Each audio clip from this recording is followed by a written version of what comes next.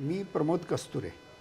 तर त्यांनी ज्या अम्युनिटी आम्हाला सांगितलं त्या तर दिल्याच, पण त्यापेक्षा थोडंसं काही गोष्टी प्लस दिलेल्या आहेत. नंतर ज्या वेळेला आम्ही राहायला आलो त्यावेळेला तर ऑल ओव्हरच अनुभव खूपच छान होता की हॉलसुद्धा म्हणजे मोठा होता, स्पेशियस होता, हवा तेवढा.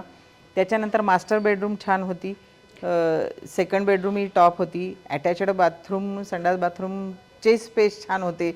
जेवढे रिलेटिव्स किंवा जेवढे कुणी आमच्या फ्लॅटला ज्यांनी ज्यांनी भेटी दिल्या त्यांनी तेवढी इतके रिव्ह्यू छान दिले की म्हणजे आम्हाला आमचं समाधान वाटलं की आमच्या स्वप्नातलं घर आम्ही उभारलं.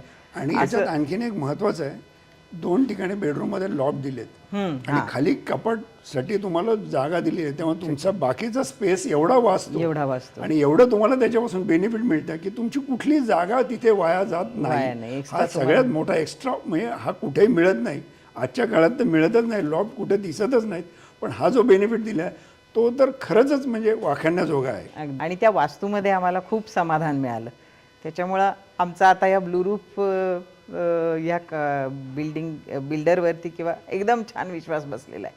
आणि जेवढे म्हणून आता आमचे नातेवाईक वगैरे आले ते सुद्धा जे कोणी इंटरेस्टेड आहेत त्यांना मी निश्चितच हे कन्सल्ट करू शकेन की तुम्ही एकदा जाऊन आता हे ब्लू रूफ सिल्वा जे झालेलं आहे ते तुम्ही भेट करू शकता आणि तिथला प्रोजेक्ट तुम्ही पाहून येऊ शकता.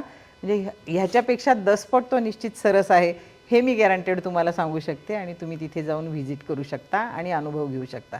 लहान मुलांना खेळायला गार्डन दिलेलं आहे, नंतर त्यांच्यासाठी टॉईज अवेलेबल आहेत, ती एक फॅसिलिटी आहे. नंतर वरती टॉवरवरती सुद्धा सिनियर सिटीजनना म्हणा खेळायला जिम्नॅशियम हॉल दिलेला आहे, मिनी थिएटर प्रोव्हाइड केलं आहे. म्हणजे ज्यांना पुण्याला घ्यायचं असेल त्यांच्यासाठी तर आम्ही सांगूत की तुम्हाला खरंच पुण्यात कुठे हिंडायची गरज नाही, काही नाही. फक्त तुम्ही तुमचं कुठं सर्व्हिसला जाता, काय डिस्टन्स जर तुमचं ह्या बाजूला असेल तर तुम्ही ह्या प्रोजेक्टमध्ये डोळे झाकून तुम्ही इन्व्हेस्ट करा, तुम्हाला कुठलाही प्रॉब्लेम होणार नाही.